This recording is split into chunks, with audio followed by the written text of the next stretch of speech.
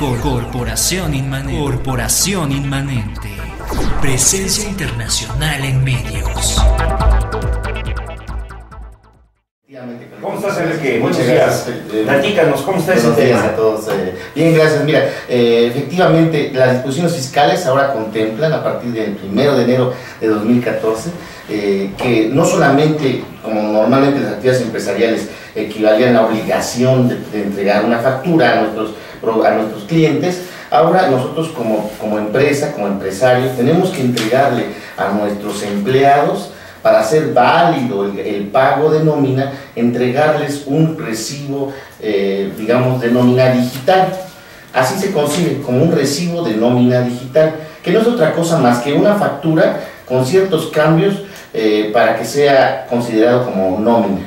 O sea, en otras palabras, lo que busca el gobierno federal es hacer más institucional el concepto de nómina para cada uno de los trabajadores, en otras palabras, fiscalizar.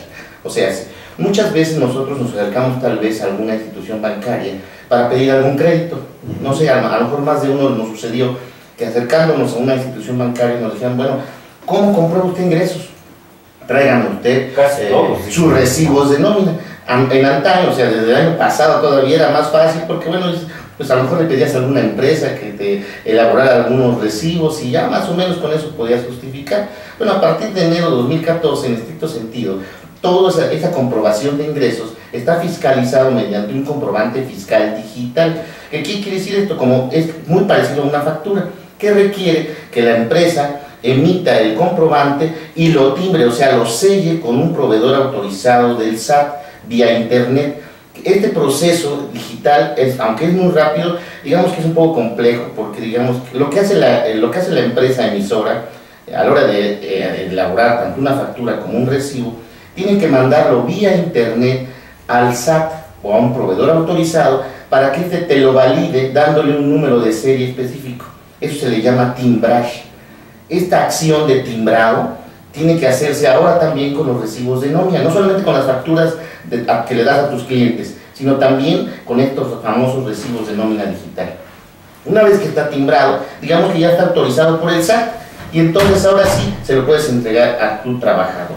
Es la única forma, vale la pena recalcar, que como empresario es uno de los requisitos adicionales que debe uno contemplar para que este gasto sea deducible de impuestos, o sea, legal.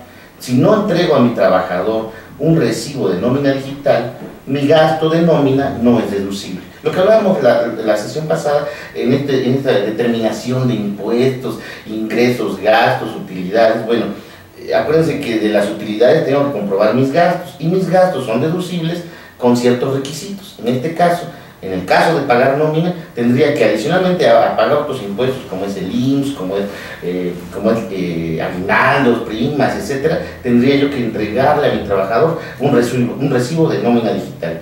¿Por qué hablamos de esto en este momento? Porque el gobierno dio un plazo, como una transición de enero a marzo, en lo que todo esto se acomoda para que el patrón entregue estos recibos a sus trabajadores, pero a partir del 1 de abril es obligatorio. O sea, todos los empresarios que tengamos trabajadores tendremos que adherirnos a esta formalidad de entregarle a nuestro trabajador este recibo de nómina digital. ¿Cómo se hace? Bueno, ya para aquellos trabajadores que estén dados de alta en el SAT, ya existe la plataforma donde así como emites tu factura, ahí mismo, en ese portal del SAT, emitirías tus recibos de nómina digital. O sea, los capturas prácticamente a manita, y los timbras y los bajas, digamos, de internet. Es decir, puedes, como en el caso de la facturación electrónica, contratar el servicio de una empresa especializada en ello o utilizar el portal del SAT para que lo realices de manera gratuita y puedas cumplir con esta obligación que impone la nueva legislación en materia fiscal, Enrique. Efectivamente, ya aunado a todo este huracán de movimientos fiscales que veníamos platicando en otras sesiones, se incorpora este tema. La verdad es que todavía hay un gran número de contribuyentes que todavía están en proceso de obtener tanto su RFC como empezar a utilizar las plataformas. Vale la pena señalar que lo más seguro es que el SAT amplíe este plazo, pero de momento no se ha publicado nada, al día de hoy no se ha publicado nada. Lo más seguro es que sí lo amplíe, pero hasta la fecha el plazo vence el 31 de marzo para entregar estos recibos. ¿Tú prevés que pueda ampliarse, aunque todavía no hay anuncios sobre eso? Efectivamente, vale la pena entonces irse preparando como empresario, hablando de estos pequeños negocios, que si tenemos la intención de que nuestros gastos sean formales fiscalmente, uno de los requisitos adicionales a los que de por sí ya venimos trabajando, pues tendrían que ver sus recibos de nómina digital.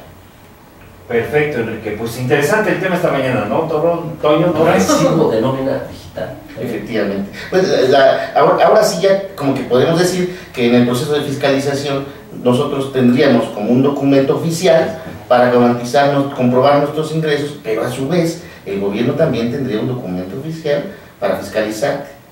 Lo que habíamos platicando. O sea, hoy sí no te le escapas al gobierno. Lo que hay que tener mucho cuidado porque anteriormente en los regímenes que existían tan diversos, uno podía engañar al gobierno de sus diversos ingresos, sobre todo cuando estábamos hablando de ingresos por salarios.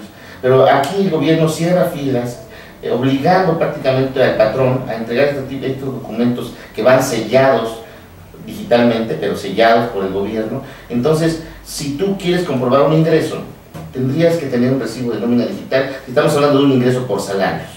Y de ahí en adelante los demás regímenes pues, se obligan a facturar o a emitir recibos. Entonces está cada vez más cerrada la brecha, ¿no? Enrique, el recibo de nómina, o más bien, ¿puedes deducir impuestos en el consumo? Es decir, yo soy trabajador, tengo un recibo de nómina digital, pero con el consumo, voy al súper y eso, ¿puedo reducir impuestos? Correcto.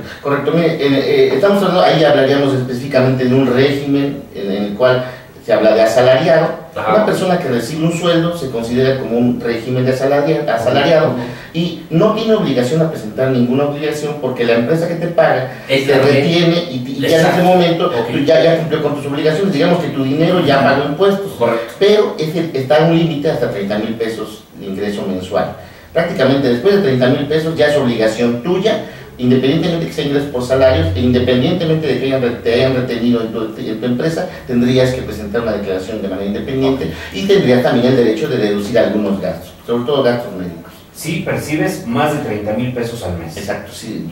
Por abajo de esa cantidad, la obligación es del patrón, tanto retener, pagar el impuesto y declarar por tus ingresos.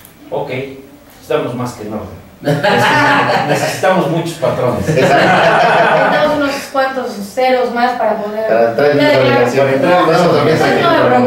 No hay problema todavía. No nos va a corretear ¿cómo se llamaba la del comercial de Hacienda de ese tiempo que decía te vigila Lolita, ¿verdad? Lolita. Bueno, Lolita no nos tendrá en su mira. Aquí el detalle es que cuando tú, como empresario, si tienes empleados, tienes que presentar declaraciones y ahí sí entras en la obligación de pagar los impuestos. Sí, claro. Y la ley contempla que eres tercero solidario responsable de las contribuciones que retengas. En otras palabras, si tú tienes empleados, lo que retienes lo tienes que pagar casi sin deducción, prácticamente no tienes opciones, lo tienes que pagar porque no es dinero tuyo, es dinero de tu empleado que tú le retuviste o tuviste que haberle retenido y pagarlo. Es decir, únicamente, digamos que le ayudas a que no deje de pagarlo, como patrón le retienes lo correspondiente y tú lo enteras directamente así. Efectivamente, precisamente por eso el gobierno sigue poniendo desafortunadamente el colmillo sobre estos regímenes porque es el más fácil. O sea, desafortunadamente los que más pagan impuestos hasta la fecha somos los asalariados, todos nosotros. Es más fácil contribuir, ¿por qué? Porque ni siquiera nos damos cuenta de lo que hacen, nos retienen de la nómina. Ahí nos retienen nuestro impuesto, lo paga la empresa que es más fiscalizable y entonces pues todos estamos contribuyendo. El 60% del gasto público proviene de sueldos salarios. Correcto.